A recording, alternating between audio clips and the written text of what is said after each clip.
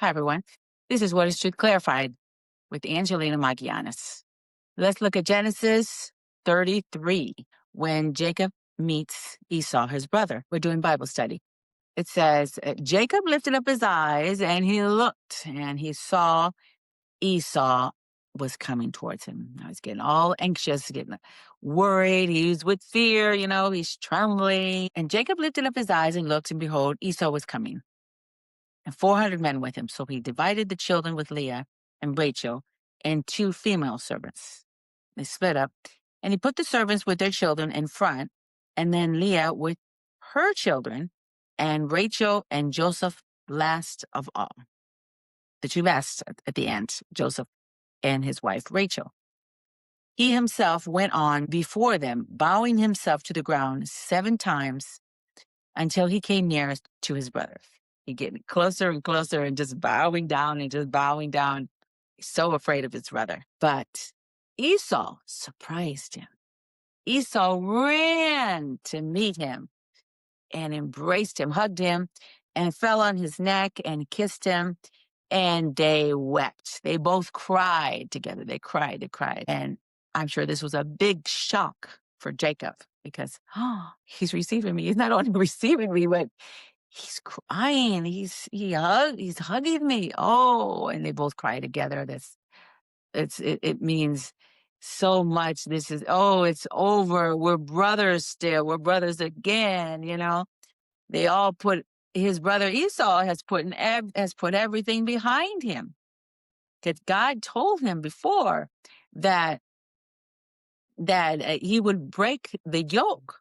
Esau himself would break the yoke that his brother put on him. God told Esau, when you no longer can take this, can stand this, you yourself will break the yoke. And he's forgiven, he's let it go, and his brother has no hold on him.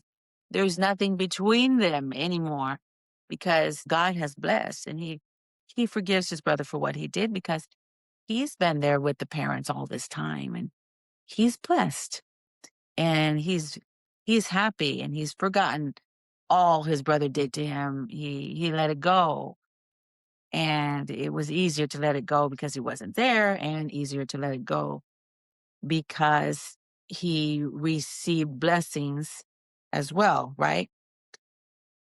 And it says here, after they cried, Esau lifted up his eyes and he saw the women and the children that were with his brother Jacob, right? He says, who are these with you? Of course, a long time has passed. Who are these people? Because there's a lot of people with them. And Jacob said, the children whom God has graciously given your servant. And then the servants drew near, they got close, they and their children, and they bowed down. Likewise, Leah did, and her children drew near, and they bowed down. And last of all, Joseph and Rachel drew near, and they bowed down. And Esau said, what do you mean by all this company that I met? He's saying, why do you have all these people coming right now with me, in front of me, and all you've done? What's all this about? And Jacob said, to find favor in the sight of my Lord. I didn't know how you're going to treat me, how you're going to react to me after all these years, and I just want to be okay with you. I want you to be all right with me. But Esau said, no. I have enough. He has enough? He's saying that is a big thing, because he's not mad with his brother. You don't have to make it up to me, he's saying. You don't. It's all right. How many people want to hear that? It's all right. You don't have to make it up. You did this wrong to me, and sometimes they're still waiting. No, I'm waiting for them to say sorry. I'm waiting for them to say sorry, and they haven't said sorry. No, I see them over there, all smiling and laughing in their life, and they don't even come around and say sorry to me. And then sometimes they do come around, and I'm not going to be kind to them. I'm not going to be nice. I'll put up with them, but they haven't said sorry yet, right? So I'm not letting it go. So Esau here, this is a big thing. This is their life, the blessings, the first blessings of the firstborn. And That was a big thing. And if you're the firstborn child, you get the double portion of everything. And the other one gets a portion too, but the first son gets the most. And he lost this, and he sold this to his brother, the birthright. And then the blessing, Jacob stole it from him. He pretended to be Esau. His dad couldn't see right with his eyes, and they fooled him. He dressed like his brothers, tried to smell like his brother in the clothes and everything. His mother helped. It's a huge thing. But he forgives him. He forgives him. God helped him to forget. And it says here, he says, no, no, no, no, my brother, I have enough. You keep it. Jacob said, no, please, please, please. I know I did wrong. He knows he did wrong. He's not saying all that, but he's saying, no, please, if I have found favor in your sight, accept my present from my hand. He says, please take it. And then it says, for I have seen your face. I'm so happy that I got to see you and that you're not angry with me, that we hugged and everything's okay again, just like it was before, and more than it was before. And he says, me seeing you, seeing your face is like seeing the face of God. It's wonderful. Wonderful to see you, my brother. Wonderful. Sometimes we hold things against our brothers and sisters in our families, right? In our regular natural families and the Christian families as well. But with the regular families, we hold things against them and we don't care if we ever see them again, right? Nope. I've had it with them. Nope. I don't want to see them again. If they're going to come for this holiday, this gathering with the family, I'm not going. Let me know if they're coming. So if they're coming, I'm not going. You're not going to be the next one? Okay, I'll show up for there. No, I don't want to have anything to do with them anymore. And people say that and live that way all their lives. Nothing to do with one of their family members. And then with Christians as well. As a Christian, we're supposed to forgive and let go, right? Because Jesus forgave us of everything, past, present, and future. What we will ever say, think, or do, forgiven, forgiven, forgiven. He lets it go because of the wonderful person he is, because of all the love and the mercy he has for us, his time of grace.